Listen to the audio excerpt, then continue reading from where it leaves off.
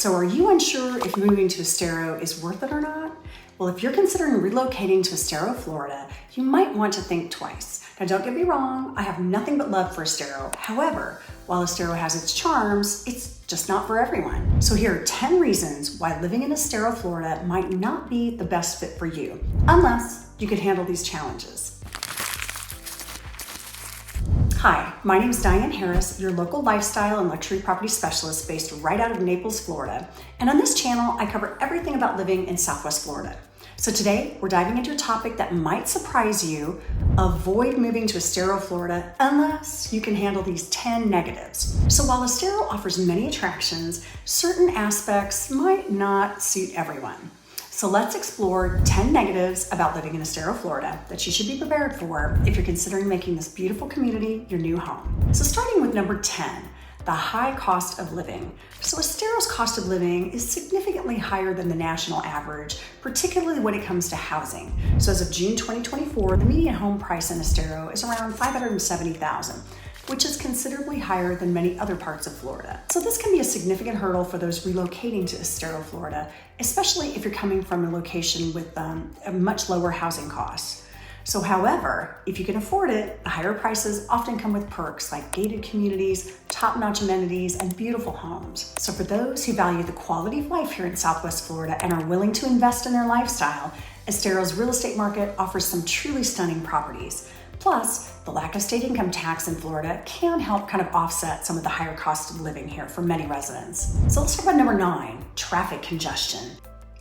So Estero's population has been growing steadily, and with growth comes increased traffic, unfortunately. So during peak seasons, especially winter when the snowbirds flock to the area, traffic can become quite congested. Through the main thoroughfares like US 41 and I-75, they can experience significant slowdowns during rush hours. But on the flip side, this increased traffic is a testament to Estero's popularity and thriving economy. So if you're retired and have a flexible work schedule, you can easily plan your trips to avoid peak traffic times. And moreover, the village of Estero is continually working on infrastructure improvements to alleviate traffic issues, showing a real commitment to addressing their residents' concerns. Now let's talk about number 8. Limited public transportation. So if you're used to robust public transportation systems, living in Estero, Florida might require some adjustment for you. But the village primarily relies on personal vehicles for transportation, and that's with limited transit options. But this can be challenging for those who prefer or need to use public transportation regularly. However, this car-centric lifestyle also means that you have the freedom to explore the beautiful Southwest Florida region at your own pace. Many residents enjoy the independence of having their own vehicle to visit the nearby beaches and parks and attractions just whenever they please. Plus, we also have ride-sharing services that are readily available for those times when you prefer not to drive. So number 7, hurricane risk. So being in Florida, Estero is susceptible to hurricanes and tropical storms.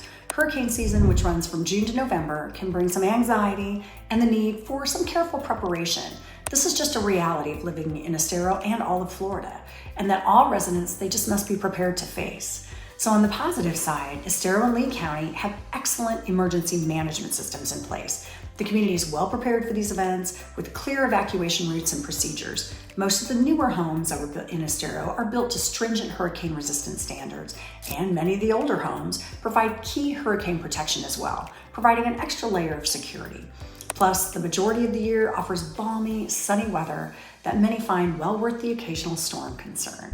So number 6, seasonal population fluctuations. Estero experiences significant population swings between winter, which is considered our high season, and the summer months. This influx of seasonal residents and tourists can lead to crowded restaurants, packed beaches, and busier roads during peak season. However, the seasonal ebb and flow also brings kind of a vibrant energy to the community. Winter months are filled with great events and activities and kind of a bustling atmosphere that many residents really enjoy. And the quieter summer months they can offer a chance to enjoy local amenities with smaller crowds and easy to get into restaurants. For those in the hospitality or service industries, the high season can also bring increased job opportunities and income. So number 5, limited nightlife and entertainment options. So compared to larger cities, Estero's nightlife and entertainment scene is relatively quiet. So if you're used to a wide variety of nightclubs, theaters, and late night venues, you might find the options in Estero somewhat limited. That said, what is it like to live in Florida, particularly in Estero? It's all about embracing a different pace of life. The area offers plenty of daytime activities from world-class golf courses to beautiful nature preserves.